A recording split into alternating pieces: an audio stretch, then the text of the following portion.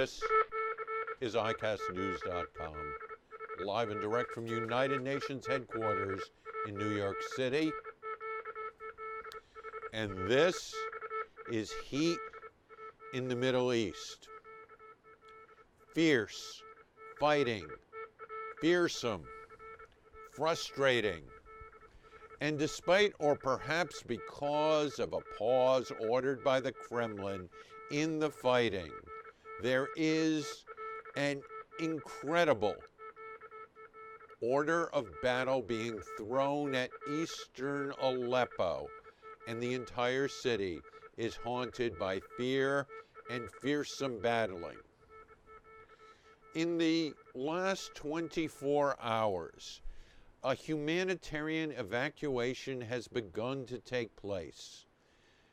Men and women being able, for the first time in 4.5 years, to reunite with their friends, family, and comrades in the western side of Aleppo are on the move. Men being carried on stretchers because there is nothing except for first aid in eastern Aleppo, as all the hospitals have been bombed, are moving to the western side to get some kind of treatment, some kind of medical assistance.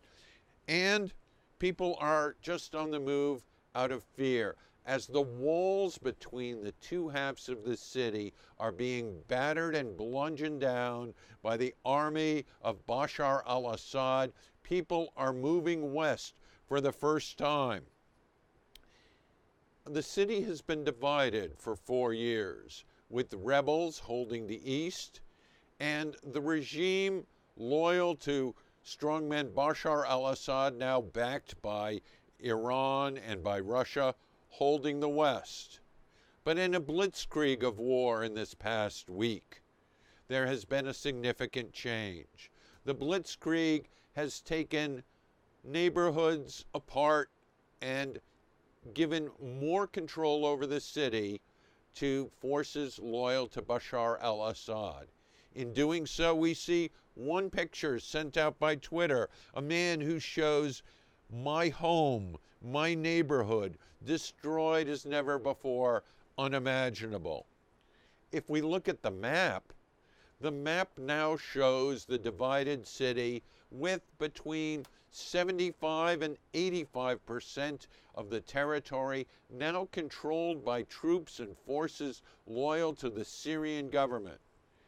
We can't be more precise than that, because there is a fog kicked up by the destruction brought by barrel bombs dropped by helicopters, artillery battering the city. And now, take a look at this. Look at this. There are tanks, Russian-made tanks, going into the old part of the so-called citadel in the center, eastern center of Aleppo.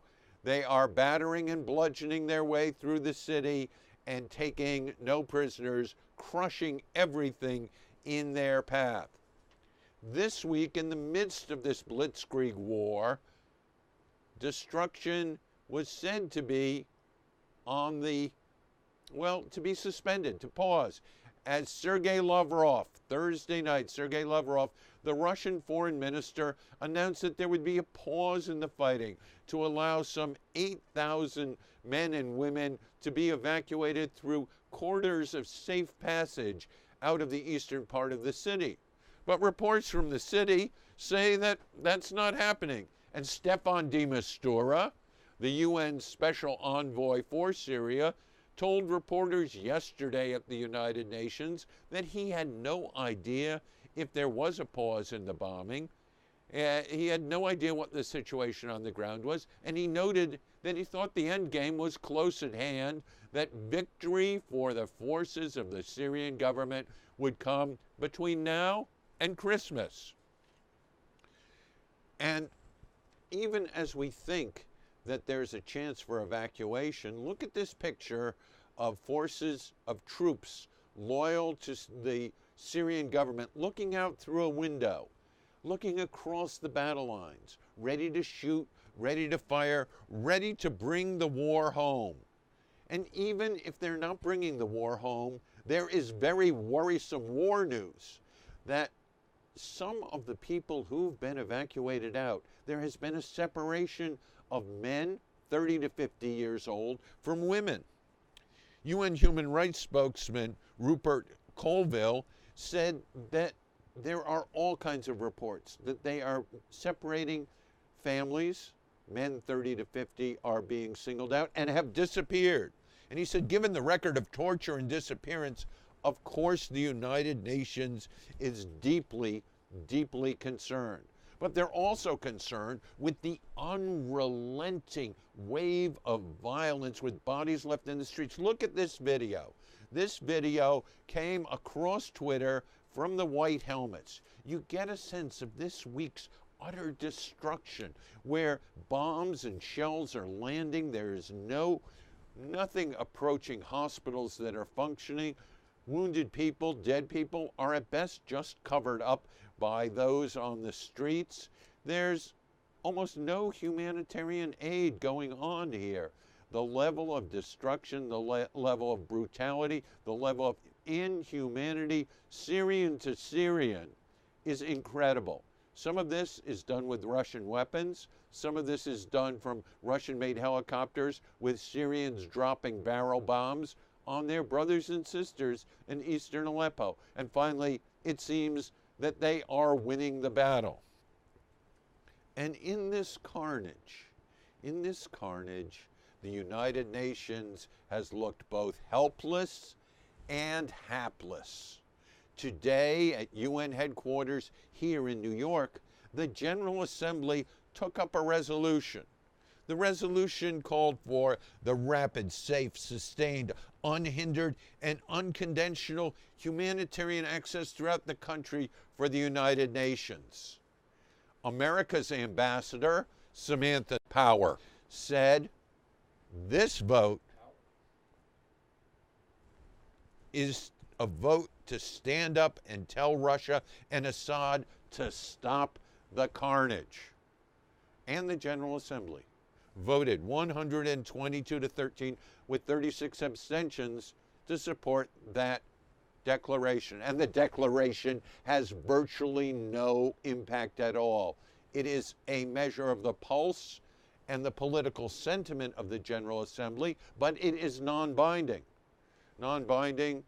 What would be binding would be a Security Council resolution. But earlier this week, a similar measure was voted down, vetoed in the Security Council by Russia, and interestingly, joining Russia suddenly, China, a little offended at some things America has been saying, back in bed with their Russian allies. Venezuela also voted for that. The situation in Syria is in the world's crosshairs. We see it as a target of concern, a target of fighting, a target that focuses our attention to some of the worst killing since the Second World War. The only glimmer of hope is news late today that tomorrow in Geneva, military experts from the United States, Russia, and Syria will get together and discuss steps that might lead to a pause in the fighting, or at least a way to allow people to be evacuated. The pincer movement of the Syrian government is surrounding and crushing what's left of the opposition, the rebels, some of them backed by the United States and the West. What's going to happen to those people as they leave the city?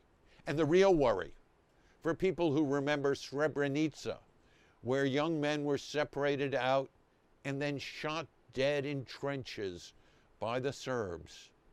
The murder of innocents while the UN did nothing in Srebrenica. That's really what's haunting the fearfulness of this fearful fighting this week. What does it mean that men 30 to 50 are being separated out as they move back west out of East Aleppo as it's being destroyed?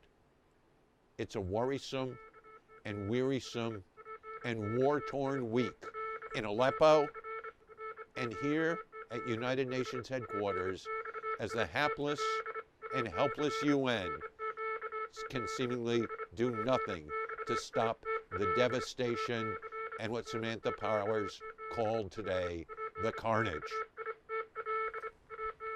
For ICASTnews.com, live and direct from United Nations headquarters in New York City. For Heat in the Middle East, I'm Jonathan Sanders.